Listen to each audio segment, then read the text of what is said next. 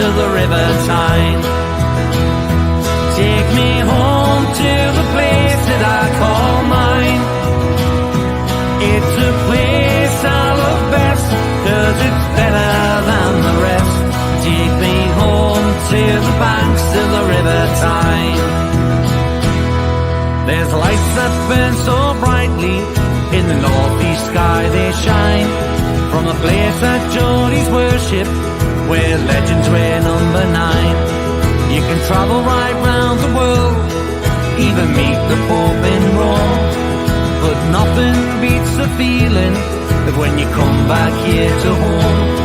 No matter how life changes, we'll never be far apart. The northeast always home, and it's always in your heart. Take me home to the banks of the River Tyne. Take me home to the place that I call mine.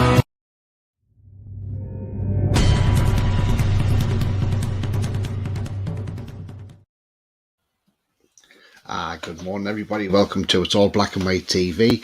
And yes, this is your daily edition of Good Morning Toon fans. Before we get into the actual nitty-gritty of this morning's latest, if you like what you see, then please smash a like. It does help the channel with the search results, so do smash those likes. Thank you.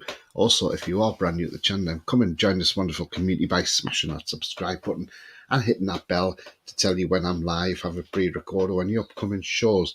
Currently on 585 subscribers, so 15 away now from 600. That would be fantastic if I got that before the end of the season, which ends on Sunday. So who knows?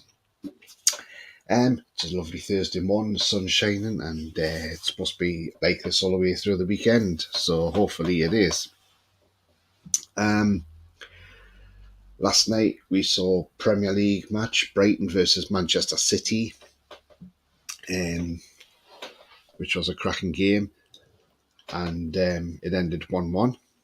And last night I did the Premier League predictions, and a certain person called this result last night. I wonder who that person was. Well, I will share this video with you now. So let's share this now, and I'll play it now. Yeah, it all depends. It all depends what Man City turn up as well. I mean, you look at their lineup in goal. It's Stefano Ortega in goal, Kyle Walker, John Stones, Rodri. He did say the correct score. Hang on. He did say the correct score. Hang on. Let's see, the next time he comes on, he'll wear a dress. And even Kel looked at me and said, Hang on. Sorry, guys. There we go. I think this is going to end a draw. And I'm going to go 1-1. Now, so there we go. I called it 1-1. Yeah. Sorry about that. It should have been on where I had it, but it didn't, so it must have moved. But yeah, so I had it down as a 1-1 draw. And I called the result absolutely correct last night. So, yeah. I mean, yes, Holland did score, but when it went back to VAR, and that it was a shirt ball, so he was penalised for that. Also, so last night that draw meant Brighton qualified for the Europa League.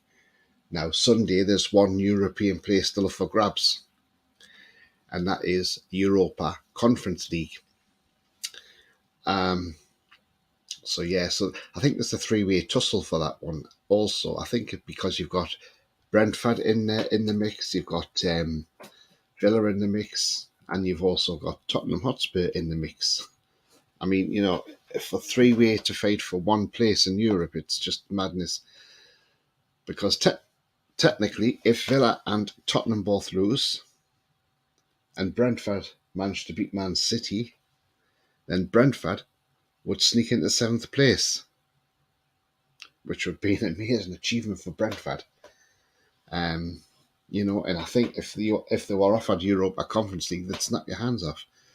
You've got to say probably Villa are favourites to secure that place. They've got a game at home against Brighton on Sunday. It depends how they play against Brighton. All it needs a point, really. while seeing that, no, a point doesn't do them because goal difference, Brentford's goal difference is better.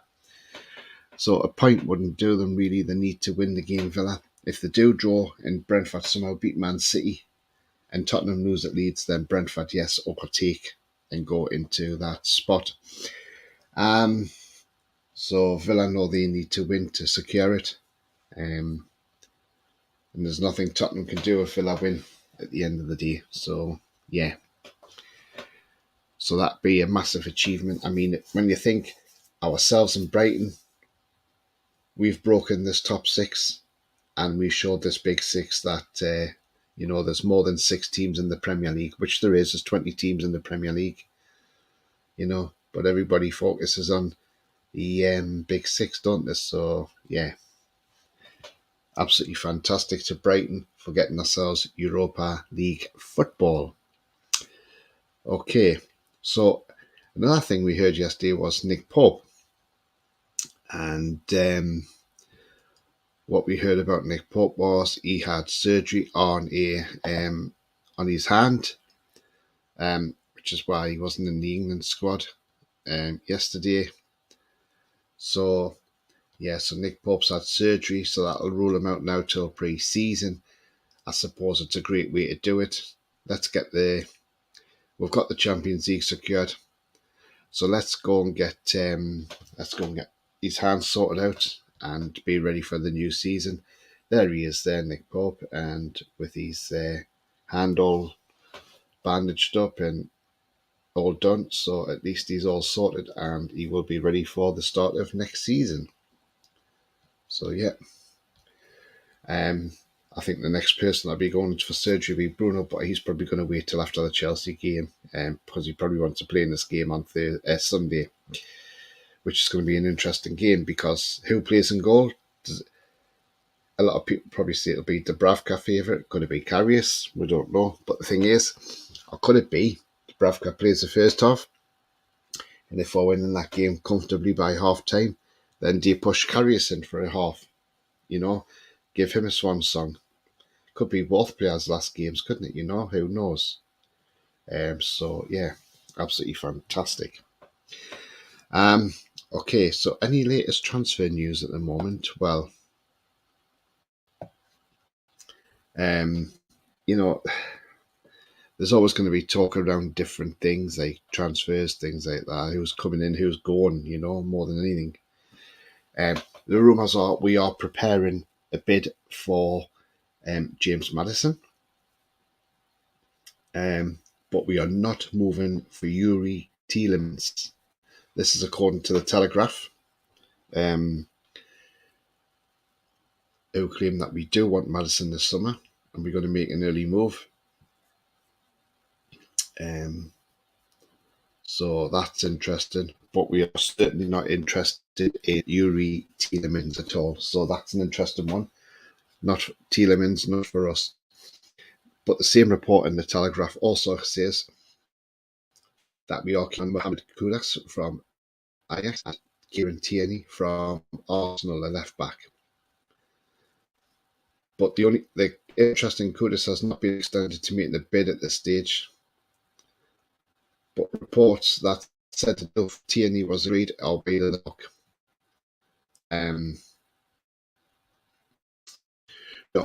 We are said to be one of 5 clubs interested in the teenage Italian defender Giorgio Scalvini. This is according to FC Inter News, who